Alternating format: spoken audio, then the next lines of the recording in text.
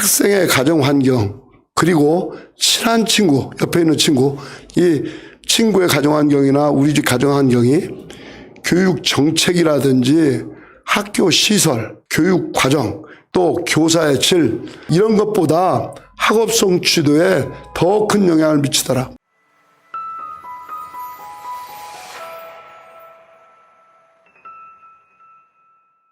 네, 안녕하세요.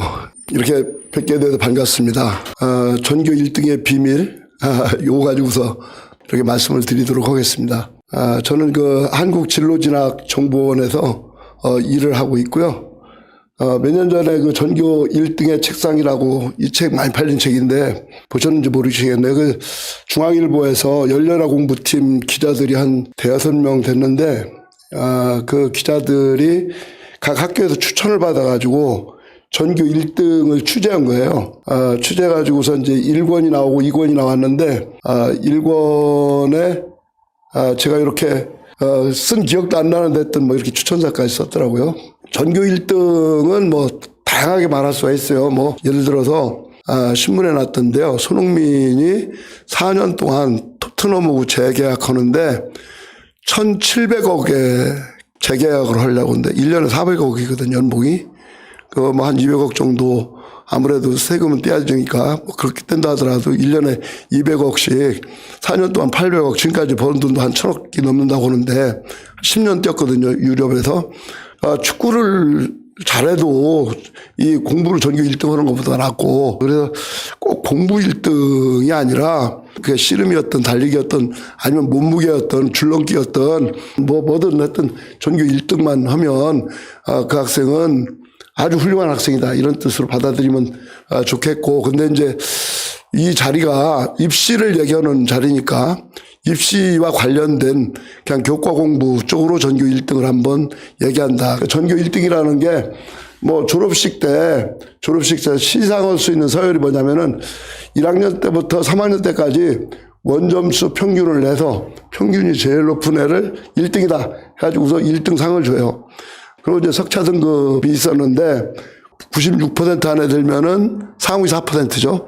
그걸 갖다 1등급이라고 그래요. 사실은 이 석차 등급이 대단히 각박해요. 1등급밖에 보통 어려운 게 아니니까. 왜 100명 중에서 4등 안에 들어야 되고 100명 중에서 4등 했다 그러면 1등급 꼴찌예요. 예를 들어 100명 중에서 11등을 했다 그러면 2등급 꼴찌예요. 근데 100명 중에 11등 하기도 이거 만만치 않게 어려운 일이거든요. 하여튼 그렇기 때문에 이 석차 등급을 평균 내가지고서 석차 등급이 제일 평균이 1.0, 다 1등급 맞았으니까 1등.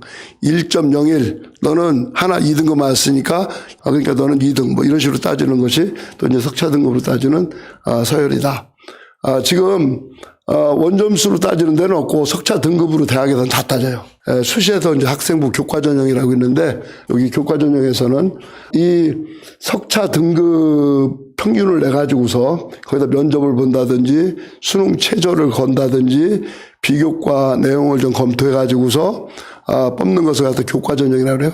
그리고 또 종합 전형은 교과 성적에다가 비교과 성적도 보고 또 면접도 보고 해서 뽑는 전형을 갖다가 종합전형이라고 하고요.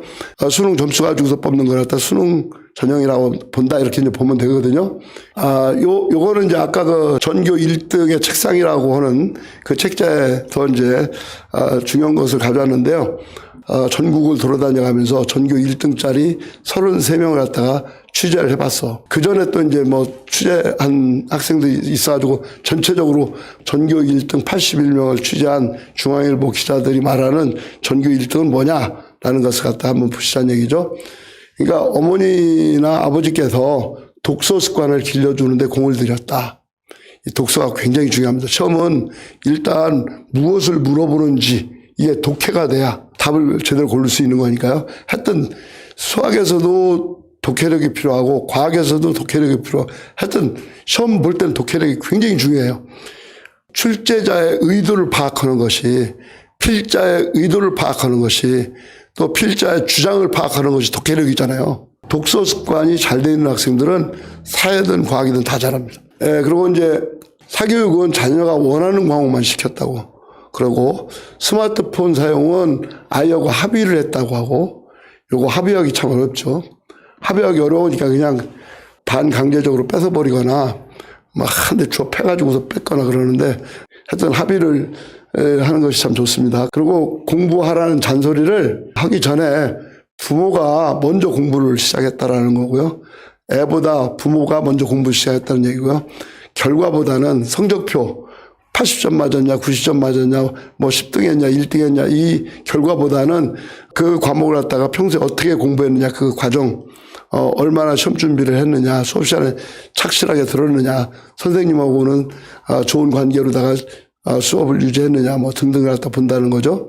그리고 하루에 30분 정도씩은 자녀와 대화를 했다. 밥 먹을 때만 대화해도 좋은데 식탁에다가 밥하고 국하고 떠놓고 반찬 뭐 많이 할 필요 없잖아요. 한 4가지, 5가지 영양소를 생각해서 한 4가지 정도 놓고 서로 밥을 먹으면서 대화를 해도 좋거든요. 너는 오늘 학교에서 점심을 뭐 먹느냐, 어제는 누구하고 어떤 관계가 있었느냐, 뭐 등등 물어보면서 최소한 하루에 30분씩은 대화를 해야 된다. 그리고 부모 생각을 강요하지 않고 뭐 등등. 요거 다 지키긴 참 어렵죠. 근데 이제 전교 1등 가정에서 부모는 이걸 지키는 것 같아요. 자녀는 어땠느냐 같으면은 집중력이 떨어질 때는 충분한 휴식을 취하더라. 또 수업 때 반드시 복습해서 자기 것으로 만들더라. 학원에 가서 수업 받은 것도 반드시 복습하더라. 학원 수업은 꼭 필요한 것만 듣더라. 그것도 전략적으로 듣더라. 왜? 시간을 아껴야 되니까요. 돈도 아껴야 되고. 또 그러니까 학원에 가면서 어떤 애들이나 다 미안하게 생각해요. 예전에 아이들하고 이제 대화를 나눠보면은 야, 너 학원 갈 때 무슨 생각을 하지? 했더니 부모님한테 미안해요. 그래가지고 공부 잘하는 애한테는 왜 미안하냐? 그랬더니 내가 혼자 못하고 그냥 학원 가가지고서 부모님 돈 쓰게 해서 미안해요. 근데 반대로 이제 공부 좀 조금 못하는 애한테 넌 왜 미안하냐? 했더니 학원 가서 논다는 거예요. 부모님 돈 썼는데 자기가 놀아가지고서 노는 자기의 모습이 부모님한테 미안하게 보일 거다 이거예요. 하여튼 이런 식으로 자기는 학원 가서 놀아가지고서 미안하다고. 학원에서 보면은 가끔 노는 애들도 꽤 있습니다. 하여튼 성실한 아이들은 성공한다. 성실한 아이들은 깊이 공부한다. 성실한 아이들은 넓게 공부한다. 그런 애들이 대학원에 고도 가더라. 뭐 그러면서 그냥 그렇게 성실함 이 학원에서도 마찬가지거든요. 어떤 애들 보면은 한 10명, 15명 이렇게 앉아있는데, 진짜 처음부터 끝까지 웃어가면서 완전 집중해서 듣는 애가 있고, 앞에 앉아가지고, 뒤에 앉아가지고서 가끔 핸드폰 봐가면서 뭐 문자 같은 거 봐가면서 이렇게 집중해서 이렇게 공부하는 것 같지 않은 학생도 있고 그렇습니다. 그런 게 이제 성적으로 차이가 나는 거죠. 그리고 이제, 학교도 예습과 복습이에요. 몇 문제 풀었느냐보다 어떻게 풀었느냐를 상당히 관심을 가져요. 문제 많이 푸는 것보다 내가 잘 풀었느냐 못 풀었느냐 쉽게 풀었느냐 어렵게 풀었느냐 이게 메타인지거든요. 내가 이걸 갖다가 알고 있느냐 모르고 있느냐 이게 쉬운 문제냐 어려운 문제냐 다음에 시험에 났을 때 풀 수 있는 문제냐 풀 수 없는 문제냐 다음에 한 번 더 풀어봐야 될 문제냐 두 번 더 풀어봐야 될 문제냐 너무 어렵기 때문에 3번 더 풀어봐야 이런 걸 갖다가 관심을 가지고서 봐야 된다는 거죠. 그리고서 이제 쭉 보면은 친구를 가르쳐 주면서 개념을 확실히 다진 애들이 많더라. 이게 공부 좀 반에서 1등 정도 하고 전교 등수 안에 드는 학생들은 일부러 스터디 그룹을 4명 정도 만들어요. 중간쯤 가는 애들. 공부 아주 그냥 포기한 애들은 좀 그렇고. 그래서 이제, 수업이 이제 4시 반쯤 끝나니까, 석식이 이제 보통 5시 반쯤 나오니까요. 1시간 정도 시간 여유가 있거든요. 그러면은 그 스터디 그룹 하는 애들이 도와줘가지고서 한 10분 동안 청소 끝내고서 50분 동안 그날 물리 시간에 안 풀렸던 문제, 친구들한테 물어봐가지고서 야 니들 오늘 낮에 안 풀렸던 문제 있으면 내가 다 가르쳐줄게. 수학 시간에 안 풀렸던 문제 또 뭐 화학 시간에 어려웠던 개념 또 뭐 지구학 시간에 그려지지 않던 어떤 그림 뭐 이런 거 가지고서 서로 그냥 토론을 해가면서 걔든 그런 식으로 해가지고서 남을 가르쳐가지고 하면서 확실히 자기 걸로 개념을 잡는 그런 아이들이 많습니다. 그 기자들이 뭐라고 얘기했느냐. 중앙일보 열렬한 공부팀 기자들이 뭐라고 했느냐면은 경기고등학교 1등 하는 학생은 부모님과 대화가 매우 편하고 스스럼 없이 고민을 얘기한다. 그리고 잠실여고 K양은 나 자신이 쑥스러울 정도로 엄마가 너무 칭찬을 많이 해준다. 요 흉고등학교 피구는 이놈 서울대 의대 보내려고 노력을 많이 했는데 마지막에 말 안 들어가지고 연세대 의대 지금 본과 올라갑니다. 성적이 떨어졌다고 해서 혼난 적은 없고 부모님과 대화하다 보면 스트레스를 싹 털어버릴 수 있다. 이렇게 자기 부모님에 대해서 이렇게 얘기했더라고요. 그래서 이제 요 기자들이 뭐라고 얘기했냐면은 콜먼 교수가 미국 학생 60만 명이나 조사했대. 60만 명. 이거 우리나라 전체 고등학생이 지금 고3 애들이 40만 명밖에 안 되는데 조사를 해가지고서 학생의 가정 환경 그리고 친한 친구 옆에 있는 친구 이 친구의 가정 환경이나 우리 집 가정 환경이 교육 정책이라든지 학교 시설 교육 과정 뭐 서울과학고등학교 교육과정이냐 대원외고 교육과정이냐 휴문고등학교 교육과정이냐 이런 교육과정 또 교사의 질 휴문고등학교 교사냐 잠실고등학교 교사냐 교사의 질 이런 것보다 학업 성취도에 더 큰 영향을 미치더라. 뭐가? 가정환경이. 친구의 가정환경까지도 들어간다는 게 중요하죠. 예. 친구의 가정환경이 아주 힘들게 되면은 이 친구도 성적에 영향을 미칠 수가 있어요. 하여튼 그래서 친구라든지 본인의 가정환경이 어떤 것보다도 학업 성취도에 가장 큰 영향을 미치더라. 그래서 이제 81년의 전교 1등 가정을 갖다가 취재하다 보니까 공부 자체보다 부모님들이 가족의 화목을 중시했고 자녀의 선택을 존중하는 가풍이 느껴졌다 이거죠. 그래서 이제 이 사람들은 결론을 마지막에 뭐라고 냈냐면 가화 만교성. 가족이 화목하면은 교육은 다 해결된다. 이렇게 설명을 했더라고요. 그래서 일단 화목한 가정, 민주적인 가정, 또 아이 중심인 가정, 부모 중심이 아니라 또 아이의 선택을 존중하는 가정, 아이의 의견을 존중하는 가정이 거기서 전교 1등이 나온다라는 것을 이 중앙일보 열려라 공부팀 기자 5명 정도가 내린 결론입니다. 2년 동안 취재를 해가지고 요거는 제가 이제 경험한 2명의 전교 1등입니다. 얘는 아주 독한 애인데 여학생인데 서울대 의대 갔어요.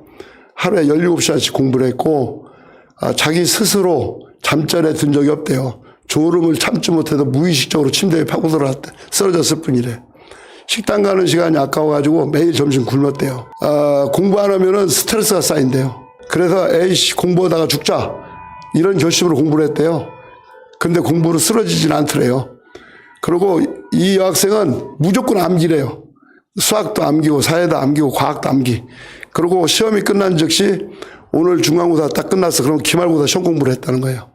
왜?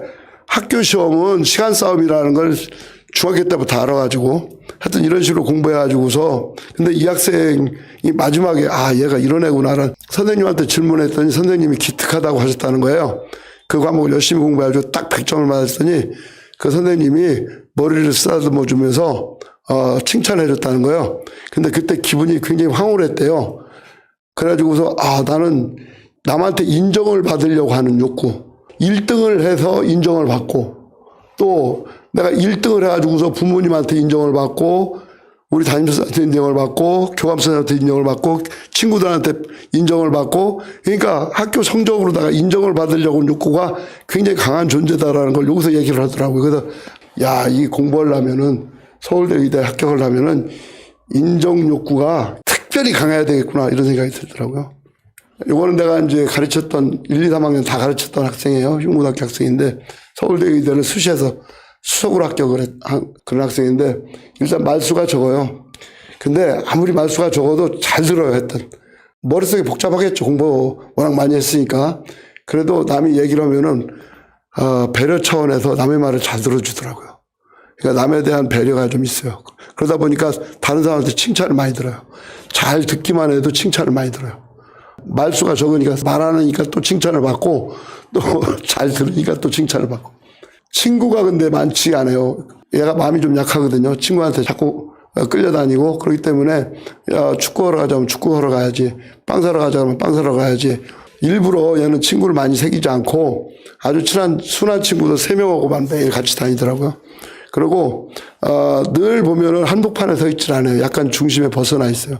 교실에서도 가운데 제일 앞에 앉질 않아요. 양 옆에 앉아가지고서 시선이 자기한테 탁 오는 걸 좀 싫어하더라고요. 객관적으로 사물을 보려고 그런 것 같아요. 얘는 너는 눈을 하나 더 가지고 있는 듯한 느낌을 받는다. 그런 얘기도 했거든요. 그 책을 참 많이 읽어요. 영어 책도 많이 읽고 그러는데 나중에 너 왜 이렇게 책을 많이 읽냐 그랬더니 국어가 조금 약해서 가끔 한 문제씩 틀린대요. 왜 틀렸나 봤더니 자기가 잘못 생각했대요. 왜 잘못 생각했나 봤더니 잘못 읽었대요. 왜 잘못 읽었나 봤더니 독해력이 약해가지고 잘못 읽었다는 거예요. 그래가지고서 독해력을 쌓으려면은 굉장히 빠른 속도로 읽어가면서 책 내용을 갖다 이해를 하는데 상당히 도움이 될 것 같다라고 해가지고서 자꾸 책을 읽는다고 하더라고요. 수업 시간에 피식피식 잘 웃어요. 얘가 알고 있어 굉장히 수업에 집중을 해요. 그래가지고서 자기가 완전히 알았다. 그러면 웃어요. 자기가 완전히 몰랐어. 그럼 얼굴이 좀 찡그려요. 그러니까 얘가 웃으면은 완전히 아는 거야. 그래서 이제 이렇게 초집중해 가지고서 개념을 제대로 이해했으면은 싱겁게 웃어가면서 자기의 긴장을 풀고 있는 거예요. 그러다 보니까 당황하거나 초조하지 않아요. 시험 볼 때도 당황하거나 초조해하지 않아요. 그래가지고서 늘 뭐 거의 전 과목 100점 맞고 내신도 굉장히 좋고 한 과목인가 2등급 맞았지만 하여튼 서울대를 면접도 굉장히 잘 봤고요. 그래서 들어갔습니다. 수능이 3년 동안 하는 것이 아니라 4년 동안 하는 것이구나. 이렇게 생각해야 돼요.